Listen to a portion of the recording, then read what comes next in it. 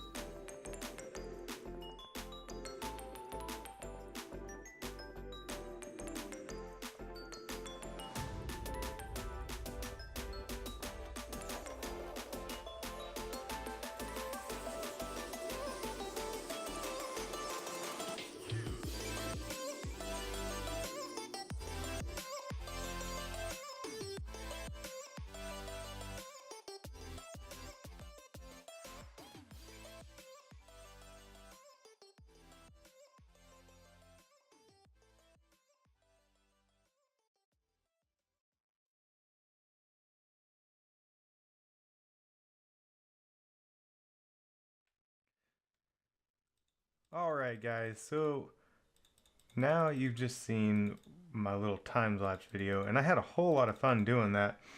The video editing software is really cool, so I've never really got to play with it a whole lot, but in retrospect, I probably could have done all of this on the other videos too, but I didn't, and I'm still trying to figure out how I'm supposed to be doing this and what's going on and how this whole YouTube thing really works.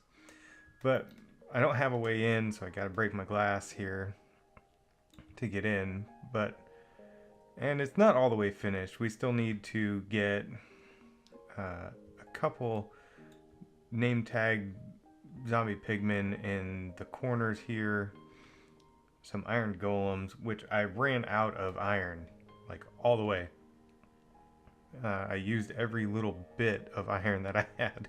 So with that being said, I need to do a little bit more farming, probably do a little bit more caving off camera, because it's not really fun to watch caving. So gold farm's complete. It's kind of basic. It really doesn't have much, but I have a bow and some arrows up here, and all you really got to do is shoot one of them, close it, and reap all the benefits, all the experience gets sucked into my body. So it comes underneath there. So this design was by Il Mango and Snow Crash. I just kind of YouTubed it, just like I do everything else. And that's pretty much it. It uses entity cramming. There's 24 mine carts under there, under each one of these. And that's kind of how it works. So other than that, in the time lapse, I ran out of pretty much everything. I had to do concrete. I had to smelt some more glass.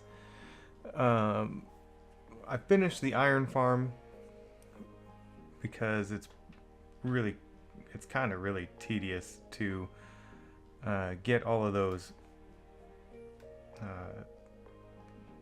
villagers up there, and it took me a really long time, probably like an hour or so,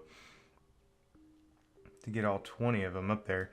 But we have gold, and the iron farm is kind of close to here. I'm gonna build a storage in here. Like I said, this isn't finished. It's just functional.